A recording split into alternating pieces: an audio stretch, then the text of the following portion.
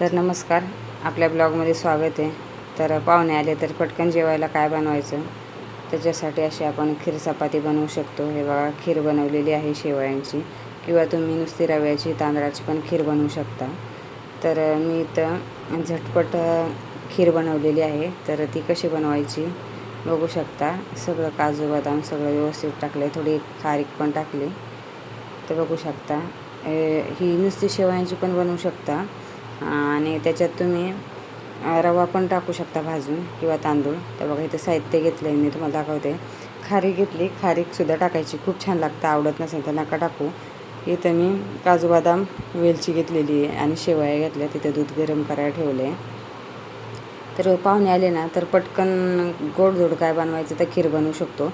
इथं मी काजू बदाम सगळं बारीक करून घेतले आणि शेवया पण बारीक करून घेतल्यात. आपलं दूध तापून झालं आहे. तर तुम्ही आहे ना, हे काजू बदाम तुपात भाजू शकता, किंवा डायरेक्ट वरनं टाकू शकता. तर मी तर वरनं टाकले, काय तुपात भाजलेलं नाही आहे. हे बघा, आता इथं गॅस चालू आहे आपला, चांगला हलवून घेतला. आता हे हलवून झालं ना की तुम्ही शेवयासुद्धा तुपात भाजून घेऊ शकता. पण मी काय भाजून घेतलेल्या नाही आहेत, तशाच टाकलेल्या आहेत. कोरड्या भाजल्या होत्या, तुपात नाही भाजल्या.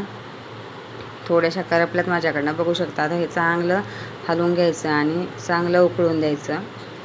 तर बघा, इथं आपलं चांगलं उकळून झालं. वेलची सगळी वर आली बघा, शिजले आपले खीर.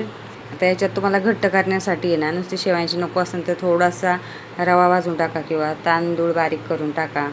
आणि मग शिजून झाल्यानंतर आपल्याला साखर टाकायची. नाही तर शिजायच्या आधी शेवया साखर टाकली ना दुधात, तर त्या व्यवस्थित शेवयांची खीर बनत नाही. तुम्हाला मी आता सांगते. आपली खीर शिजून तयार आहे. तर वरनं मी तुपाची पण धार टाकते बघा. आणि केशर टाकू शकता, ओलं खोबरं किसून टाकू शकता. खूप पद्धतीने तुम्ही बनवू शकता. पण माझ्याकडं काय नारळ फोडायला एवढा वेळ नव्हता, म्हणून मी काय वरनं काय खोबरं किसून टाकलेलं नाही आहे. तर वाळकं पण टाकू शकता, असं काही नाही. पण मुलं खात नाही, त्यामुळं मी काय टाकलेलं नाही आहे. बघा, घट्ट चांगली झालेली आहे. केसर पण टाकू शकता, तर तुमच्या आवडीनिवडीवर आहे. इथे माझ्या चपात्या होत्या आणि 4 वाट्या मी खीर तयार केलेली होती. तर बघू शकता. आवडला तर नक्कीच लाईक शेअर करा.